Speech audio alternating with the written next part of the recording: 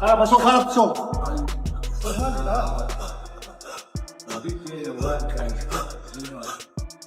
Хорошо, хорошо, похлопали. Шарип, молодец. Я вижу людей, которые не ломаются. Я вижу людей, которые не сдаются.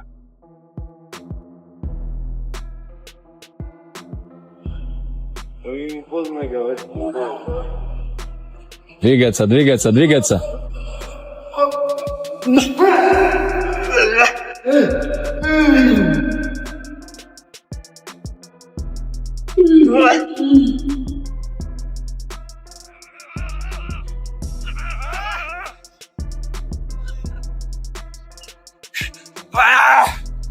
Makhachev has officially started his training camp for the Jack Della Maddalena clash, and the grind is already intense. He understands this challenge will push him differently. That's why every session in the gym has intent. From conditioning to strategy, he's fine-tuning every weapon to guarantee he's prepared when fight night arrives. Усни, Шариф. Усни. Усни, не сдавайся. Не сдавайся, Шариф. One of the earliest exercises he's focusing on is the assault bike, but not the ordinary version people keep at home. This machine includes handles that push and pull together with the pedals, forcing his arms and legs into non-stop motion. The result is brutal endurance training, and if you think about it, that's exactly the fuel he'll rely on once the bout heads into deep rounds, where every ounce of energy in each breath matters most. Давай.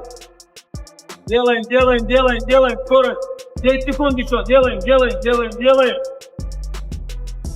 5 секунд. Делаем, время. Next is sparring, the stage where excitement and risk come together. During these rounds, he's not simply swinging punches, but working on dropping his partner with accuracy. The goal isn't reckless chaos. It's about rhythm, picking the perfect opening, and checking whether all the hours of drilling and technique truly stand strong once somebody real is firing back.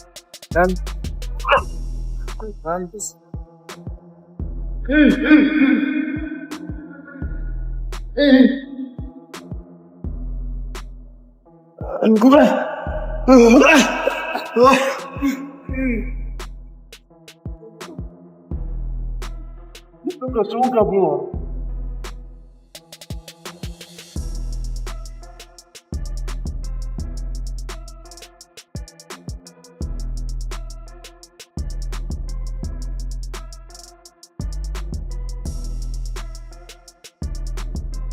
Of course, whenever Makhachev is mentioned, his judo background always comes up. That section of his training is a direct return to his foundation. Judo sharpens balance, leverage, and total control. Once he brings those skills into the cage, his rival can't let their guard down for a moment. With the proper grip, Makhachev can change the entire fight instantly, turning defense into sudden dominance. Вот сюда тоже сюда. Вот потом. Сил. Бил, блядь.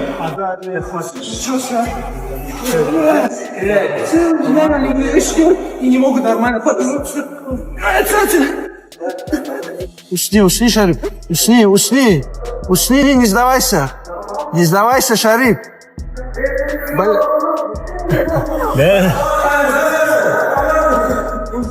Не снова. Тут как не дает, смотри, да как ты. Он вчера говорил, что ему никто еще болевой не делал. Lastly comes wrist training, which may not appear exciting, yet it's a hidden advantage. By toughening his wrists, he ensures each strike carries more force. Every grip feels unshakable, and every clinch becomes harder to escape. It's the small focus on details like this that truly draws a line between elite champions and the rest of the pack.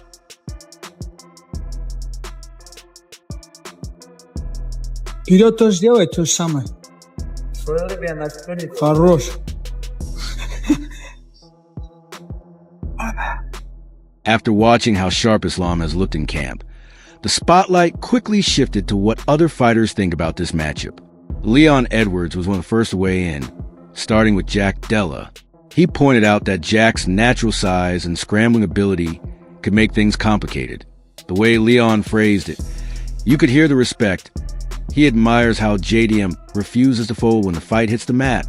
To him, Jack isn't the type of opponent who simply allows himself to be controlled. But when Leon turned the conversation toward Islam, his tone changed. He sounded far less certain. Leon openly questioned the size difference, wondering if Islam could really manage someone like JDM in terms of raw strength and positional battles. He didn't dismiss Islam's skills, but he planted the thought that perhaps the usual dominance we've seen from the champ could be tested here in a way we haven't witnessed before. In the end, Leon never gave a concrete prediction. He left things hanging, almost teasing the audience into debating the outcome themselves. Instead of picking sides, he credited both men equally. That neutrality added another layer to the build-up. Because when a reigning champion like Leon won't call it decisively, it sparks curiosity. Fans are left questioning whether this fight will go as expected or whether Jack Della could shake things up once they step inside the cage. For JDM and Islam? Makhachev. I don't know. It's hard to. I don't know. I think JDM is good scrambler. He's a bigger guy. I don't know. I'm excited to see. Is Islam big enough? Is he going to be able to? Let's see. After Leon's cautious take, the focus shifted to Chael Sonnen, who, as always, approached the matchup from a completely different angle. He didn't limit himself to simply asking who might come out on top. Instead, he broke down the way predictions are formed, almost dissecting the reasoning people use when analyzing fights. And when the talk turned to Jack Della Maddalena, Chael made it clear that his backing wasn't some last-minute bandwagon move. He reminded everyone that he'd been pointing out Jack's talent long before the wider fan base caught on. The way he put it, Jack has the perfect team around him, the right sparring partners, and a training environment that truly prepares him for opponents like Islam. It came across less like promotional hype and more like a confidence statement. Chael was saying Jack is not some untested prospect walking into the fire, but a fighter who already knows exactly what he's up against. To my understanding, Jack and Volk are in the room together. Volk used to train with Craig Jones, for example, my guy. Jack now trains with Craig Jones, just for example. So there's people that could give you a good sense of how does he feel? What was it like working out with him? Who was stronger? Who was faster? Who was craftier? Who's got the better hands? Who's got the better double leg takedown? Like, there's very good reason that Jack would have very good insight to Islam and where he stands. His central argument couldn't have been clearer. Islam's abilities are undeniable, but fans and analysts are often too quick to label him as only a wrestler or only a grappler. Chael reminded everyone that Islam doesn't even see himself that way. He described his own style as __, which is a mix of disciplines rather than a single track. By framing it this way, Chael stripped away the idea that this matchup is just another case of Islam smothering someone on the ground. Instead, he made the fight sound layered, unpredictable, and far more complex than the simple Islam wrestles and wins narrative that's usually repeated. I certainly, as a wrestler, would love to have Islam, but he's not only not wrestling, he's not even jiu-jitsu. He's not even this mythical sport that's not even real, but then turns out they're called grappling. According to him, he represents Sambo. I'm well aware, before you try to correct, that he doesn't, but he says that he does. And that is how this works. The guy gets to put down what style he is doing. He writes down Sambo. If you ever talk to Islam, he will further that up by telling you the next best thing is judo. He will then tell you it's wrestling, and last, he will put jiu-jitsu. To wrap up his breakdown, he shifted the spotlight back to Jack. Chael argued that writing off Jack's chances against what people call a single dominant weapon is almost disrespectful to his skill set. He didn't rule out the idea that Islam could still impose his game, but he made it clear that if Jack comes in ready, that supposed path to victory becomes much narrower than people assume. And the suggestion that Jack Della Maddalena, our reigning champion of the world, can't defend one technique, not to mention against a 155-pounder. It's a tremendous insult. And it may be true. But if you go out there and you repeat that insult, you should realize how incredibly difficult it is for you to end up being correct. Sonnen delivered his trademark analytical take. But things got even more compelling when Israel Adesanya weighed in. Unlike Chael, who zeroes in on the broader strategy, Izzy drilled down into the fine details that often decide fights in real time. He pointed to Jack's scrambling ability, calling it next level, and suggested it could be the factor that disrupts Islam's rhythm. In Izzy's view, once Islam realizes standing exchanges aren't in his favor, he'll be forced to lean heavily on takedowns. But that's where the challenge lies. Jack's natural size, strength, and ability to spring back up make him a far tougher puzzle control than most expect. So Della versus Islam. How are we feeling about that? I think Della is going to get it done. I feel from talking to Tim and also seeing Della, and also I've only sparred Della once, like not really hard crazy, but and I didn't try and take him down at all, but I've seen him at your gym sparring, and his scrambles are crazy. Yeah, he's even watching him with Bilal as well, and Gilbert Burns. His scrambles are crazy, and I feel Islam would feel like he bit off more than he could chew once he gets in there with him, because when he puts some things on him, he's like, oh shit, I'm not standing with this guy, I have to take him down. And then he tries, gets him down, and he gets back up, or he couldn't get him down, because he's a big dude. People don't realize how big Della is as well. He's so. And Alex Volkanovski added his own perspective, zeroing in on a part of Jack's game that often gets overlooked, his power. Volk explained it's not about throwing endless punches, but about the weight and timing behind them. He also praised Jack's composure when it comes to grappling.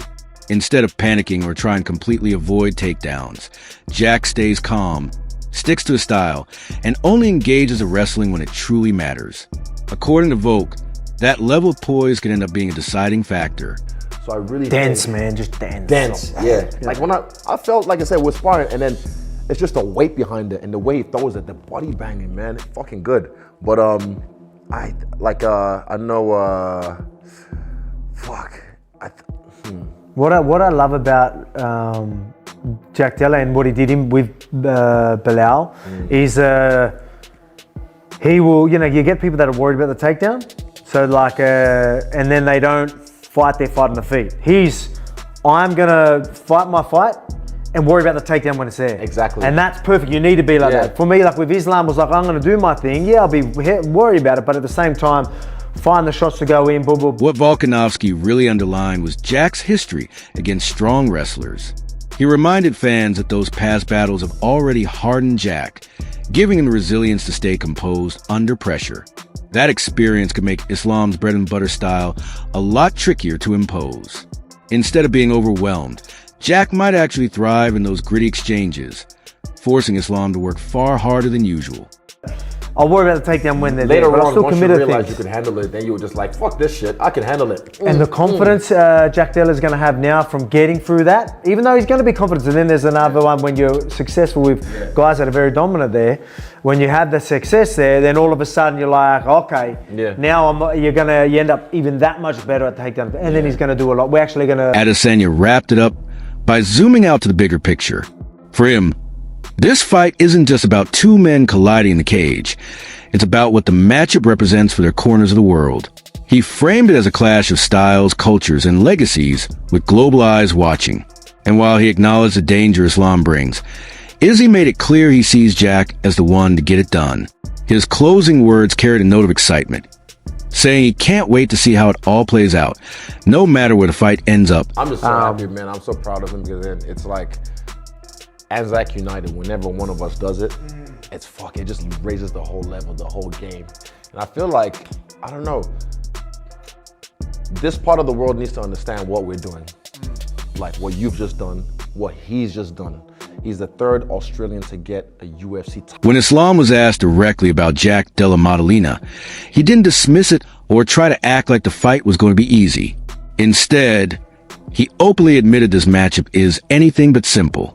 He explained that JDM has improved massively since his first UFC appearances, particularly in wrestling, which earlier had been his clear weak point. Islam highlighted that what makes the difference now is Jack's relentless training with wrestlers and grapplers. That effort has truly paid dividends, and it's a major factor behind Jack's rise toward the elite.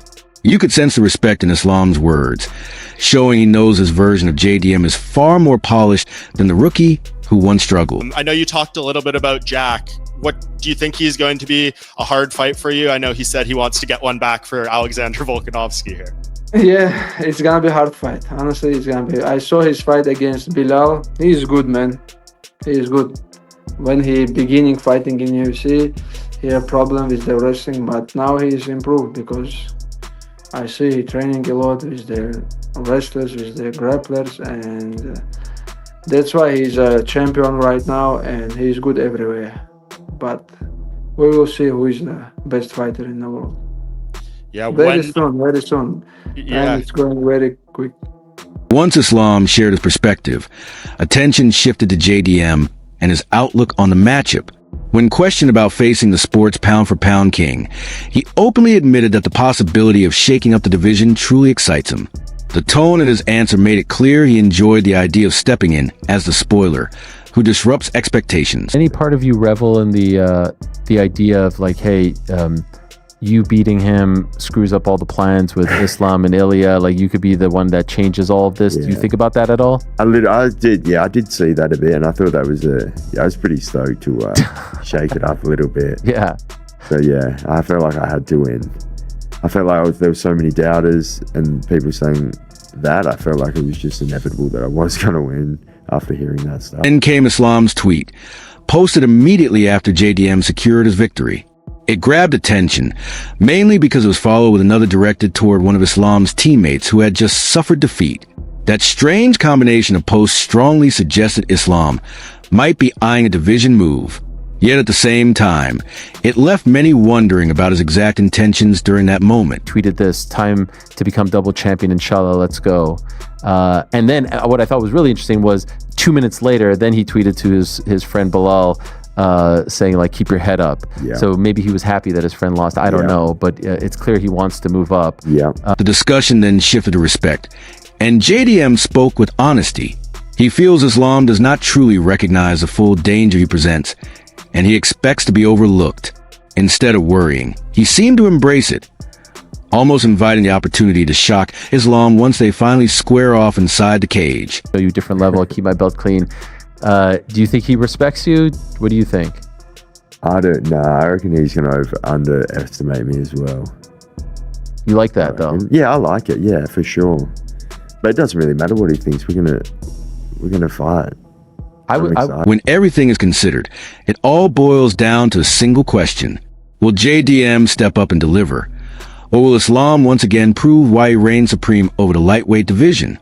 Time will eventually give the answer, but one fact is undeniable. Fans worldwide will continue discussing this matchup long after the final bell.